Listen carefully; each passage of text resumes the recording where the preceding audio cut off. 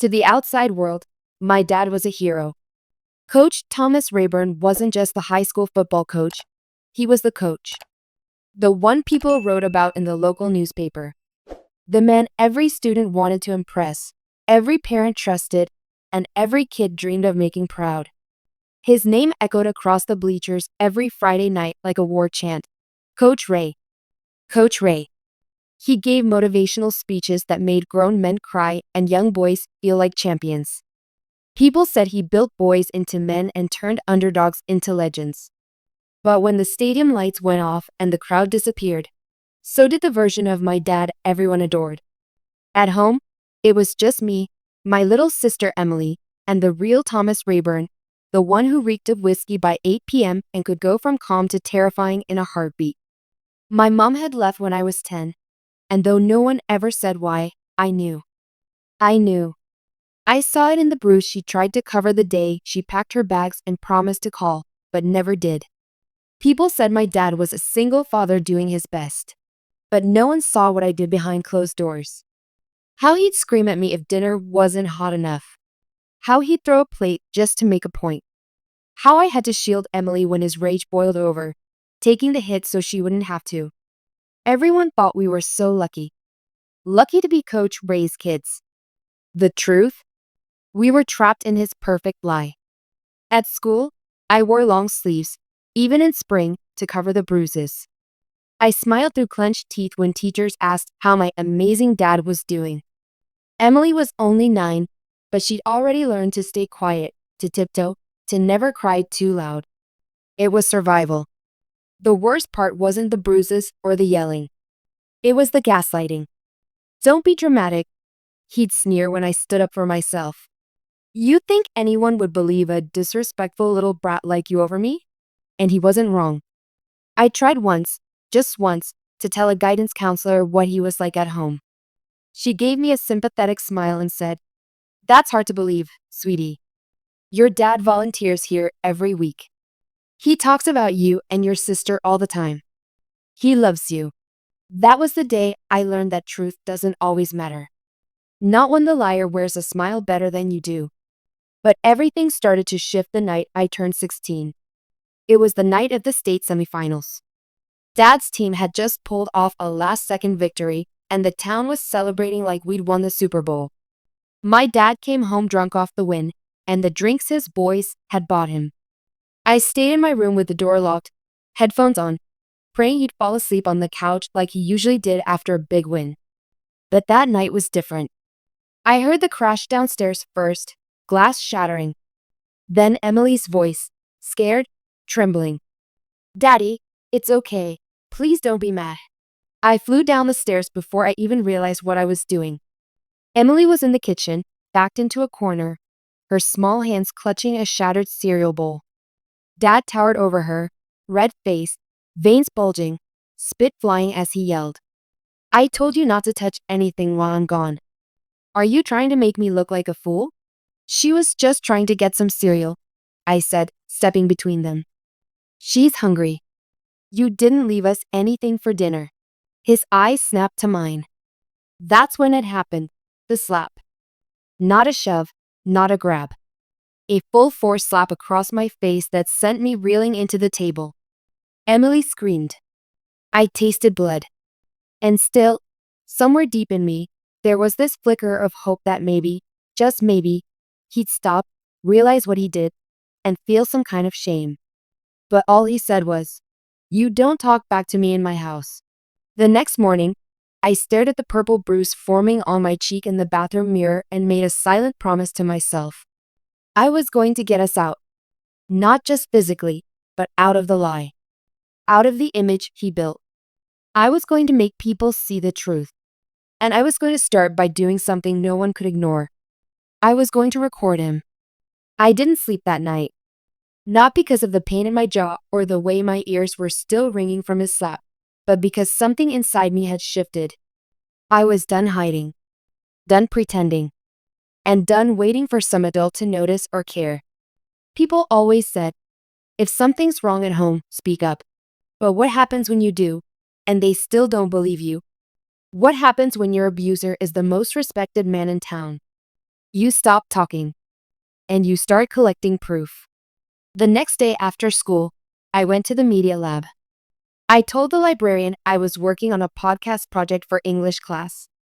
She didn't even blink, just handed me a small digital voice recorder, one of those discreet clip-on ones used for student interviews. I shoved it deep into my backpack and kept my head down. My hands were sweating. That night, I clipped it under the dining table before he got home. Emily and I ate in silence, barely touching the mac and cheese I'd made. The second we heard the garage door rumble open, our little shoulders tensed. It always started the same. Heavy boots on the tile. The creak of the fridge. The snap of a bottle cap. Then silence, right before the storm. He walked in and stared at our plates. You started dinner without me? I thought you'd be late, I said quietly. Practice ran long last time. I'm the adult. You wait until I say it's time to eat. He slammed his bottle down so hard on the counter I jumped. The recorder was on. Every word, every slam, every insult, I was catching it all. He didn't hit me that night, thank God. But the verbal abuse? It was like he knew how to carve wounds without leaving marks. He called me lazy, useless, a waste of space with an attitude. When Emily accidentally knocked over her glass of milk, he called her stupid like her mother. That hurt more than anything. I couldn't show him the tears that threatened to spill. I had to keep my voice even, my tone calm, or he'd escalate. And I needed him to keep talking. I needed him to dig his own grave. I recorded for the next 3 nights, each one worse than the last. By day, I was just another student, silent, tired, blending into the background. By night, I was a silent witness, capturing the truth everyone refused to see. On the 4th day, I finally transferred the audio files to my laptop. I listened to them with my headphones in, my fingers trembling over the keyboard. The worst part was hearing Emily's voice, small, shaking, trying so hard to keep him calm. That was the moment I knew this wasn't just about me anymore. I wasn't just going to get us out. I was going to destroy the mask he wore for everyone else. But first, I needed help. Someone who'd believe me, really believe me, without running to him or the school board or calling it a family matter. That's when I thought of Ms. Carter.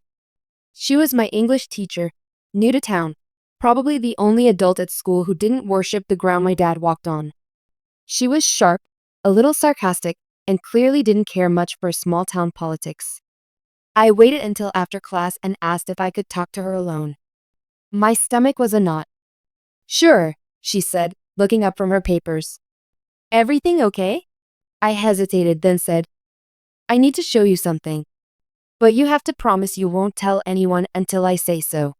Her eyes narrowed slightly, but she nodded. Okay, go ahead. I pulled out my phone, opened the audio app, and pressed play. It was a 5-minute clip from the night before.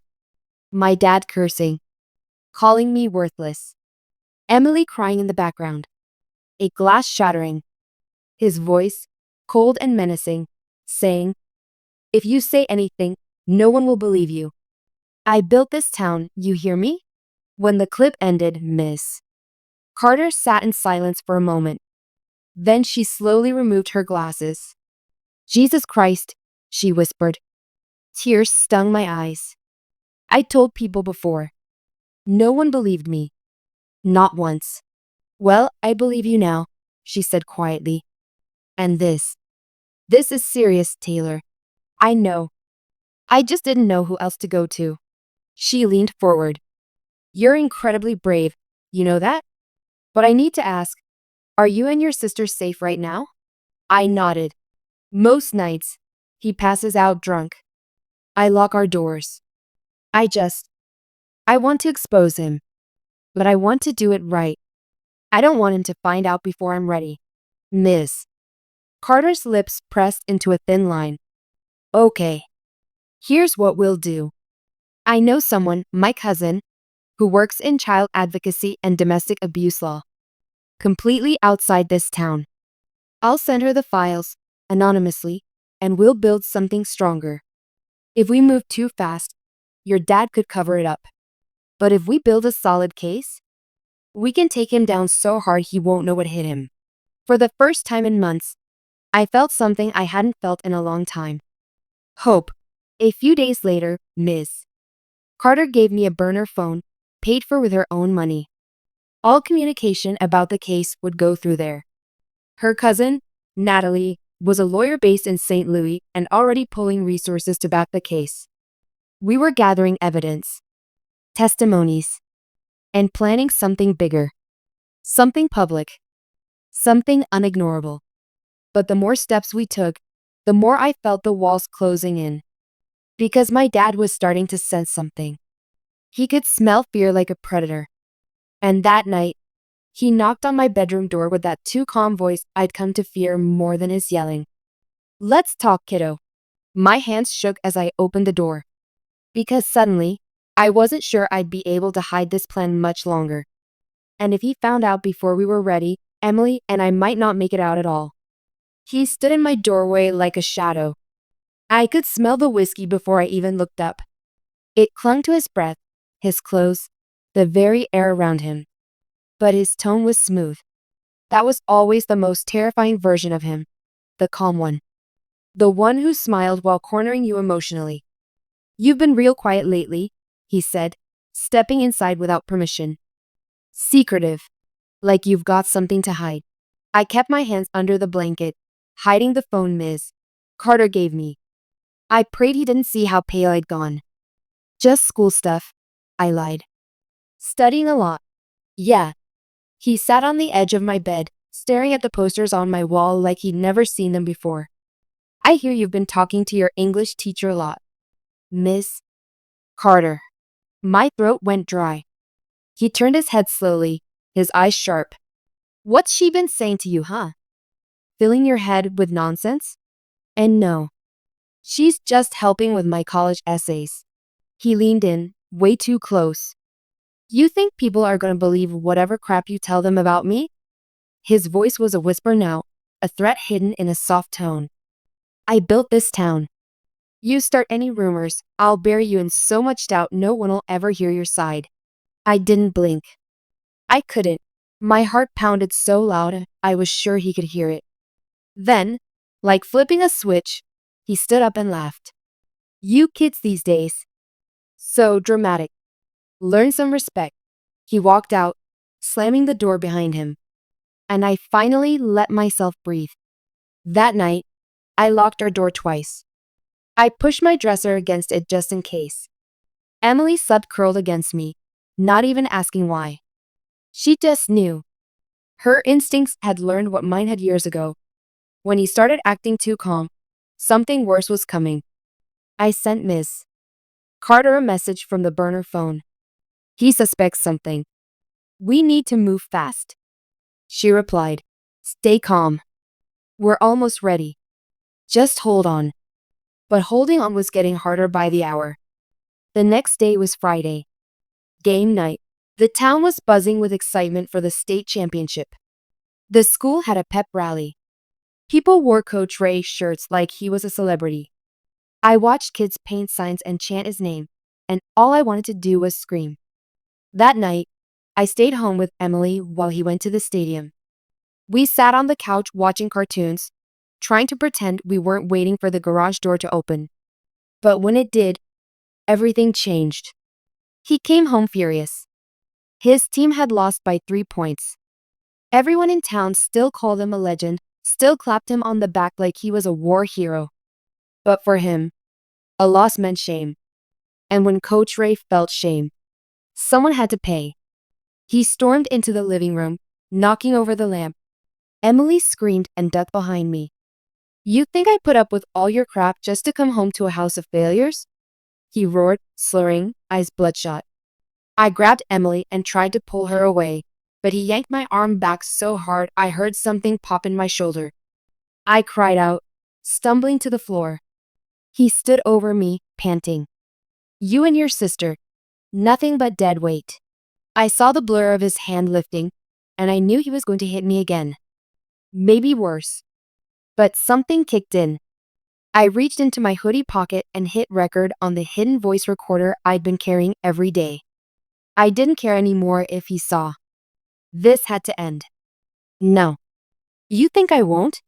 He snarled. You think I care if the world sees what I really am? Yeah, I said through tears. I do. His hand froze. What?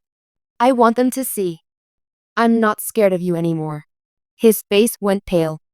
You think people will believe you? He spat. Not just me, I whispered. You, in your own words. All those nights. All those threats. I've got it all. Every single one. And then, for the first time in my life, I saw fear in his eyes. He lunged for me, but Emily screamed and threw a book at him. He turned, furious, and in that second, I darted toward the door, grabbed her hand, and ran. We sprinted to the neighbor's house, barefoot, crying, banging on the door until Mrs. Harrell opened it in her nightgown. What on earth? He's gonna kill us, I shouted. Please, don't let him in. She pulled us inside, locked the door, and called 911.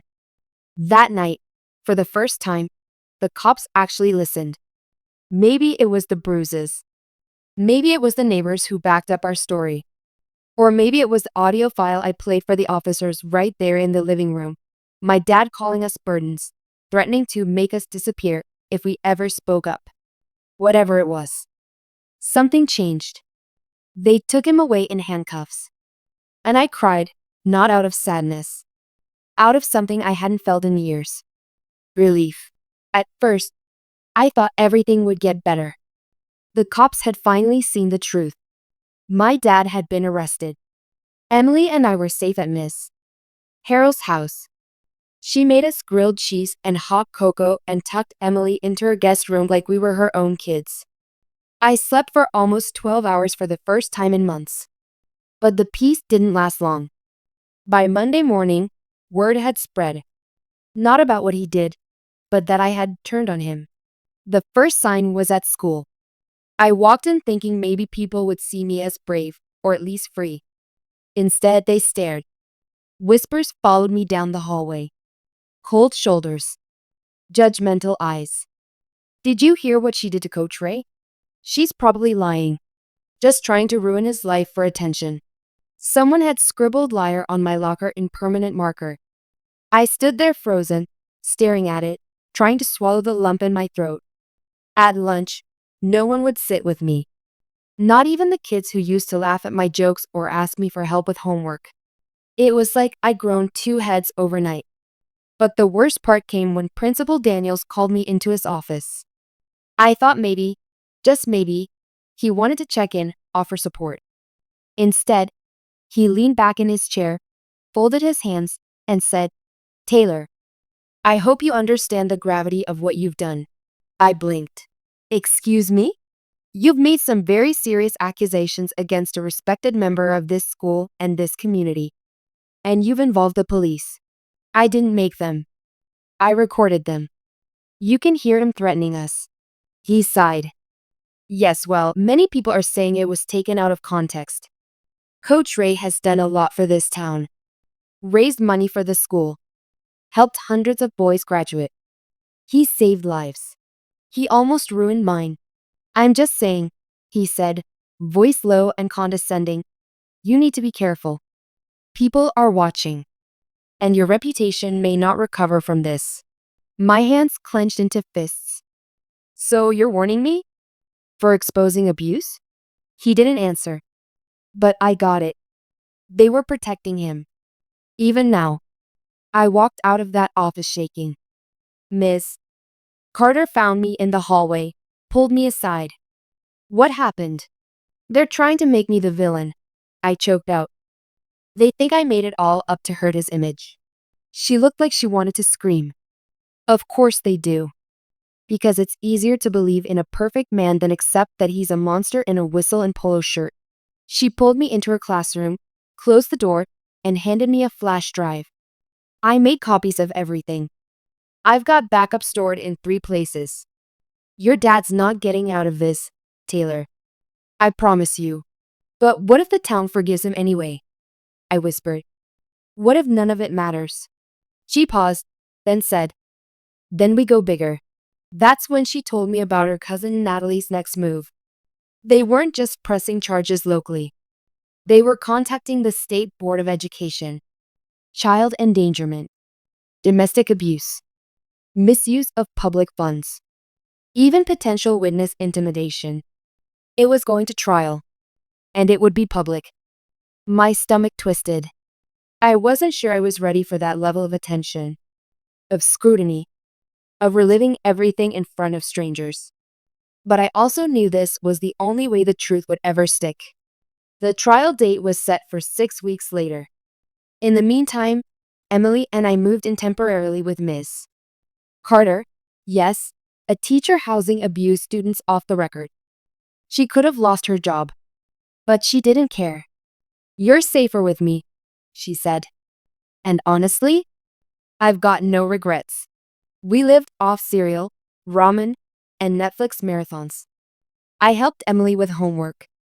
She started smiling again, sleeping through the night. One evening, she whispered to me, is Daddy ever coming back? I paused. No, he's not. She stared at me for a moment, then nodded. Good. I hugged her so tight. And I realized we were healing. But the trial changed everything.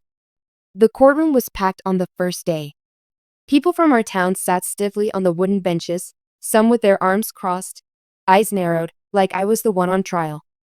My dad sat at the defense table in a clean suit, hair combed, face calm. Like he always looked under those Friday night lights.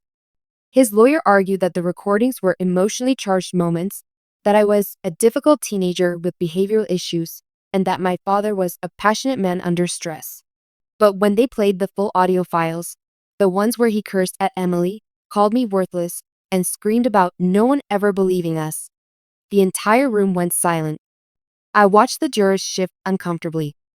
Even the judge's face tightened. When I testified, I didn't cry. I told them everything. How he called me names. How he'd throw things. How he slapped me. How Emily used to flinch every time the garage door opened. I saw some people in the crowd wipe away tears. Others looked away. Ms. Carter testified next. Then Ms. Harrell. And suddenly, it was no longer just my voice. It was a choir of truth. The verdict? Guilty. On 3 counts: child endangerment, emotional abuse of a minor, and obstruction of justice. He was sentenced to 5 years. Only 5. But it was enough. Enough to keep him away from us. Enough to take off the mask he'd worn for decades. And enough to make the town finally look at me not as a liar, but as someone who survived. The morning after the trial ended, I woke up to something I hadn't heard in years. Silence. Not the tense silence that came before a storm. Not the kind you learn to tiptoe through. But real silence. Peaceful. Still. Emily was curled up in the bed next to me, snoring softly, her stuffed bunny tucked under her arm. Sunlight spilled through the window. There were no slammed doors, no shouts, no bottles clinking. Just the sound of breath. Safe. Steady breath. My dad was gone. Not for good. He'd served 5 years, maybe less with parole, but in our lives? He was done. That morning, Ms. Carter made pancakes. Emily asked for extra syrup. We ate together at the little kitchen table in her apartment like we were some makeshift family. And for the first time since Mom left, I didn't feel like I had to look over my shoulder. But freedom is complicated. In the weeks that followed, the town split down the middle. Some people apologized. Quietly. Carefully. Mrs. Ongwayne from the library pulled me aside one afternoon and whispered, I'm so sorry I didn't believe you. He fooled us all. The school counselor who once dismissed me tried to make amends, offering support and therapy options. Others, though, they stayed cold. Distant. Like I had embarrassed them by pulling back the curtain on their hometown hero. like I'd ruined the narrative they needed to believe in. There were parents who stopped letting their kids talk to me, coaches who gave me dirty looks in the hallways, kids who muttered snitch under their breath when I passed by. But I didn't care anymore, because every time someone doubted me, I remembered the sound of Emily laughing again. I remembered her falling asleep without flinching. I remembered me finally sleeping through the night without waking in fear. And that was worth every stare, every whisper, every moment of judgment. Ms. Carter's cousin Natalie helped us apply for a relocation grant, a state program for domestic violence survivors that would cover our move and living expenses for a year. It wasn't a perfect solution, but it was hope. Real, tangible hope. By spring, we were packing boxes. Our destination? A small town near St. Louis. Far enough to escape the shadow of my father's name, but close enough that Emily wouldn't feel like the world had been turned upside down. The night before we left, I stood alone on the empty football field. The same field where my dad used to be cheered like a king. I looked up at the rusting bleachers and remembered all the Friday nights I spent pretending to cheer, pretending to smile, pretending to be the proud daughter of Coach Rayburn.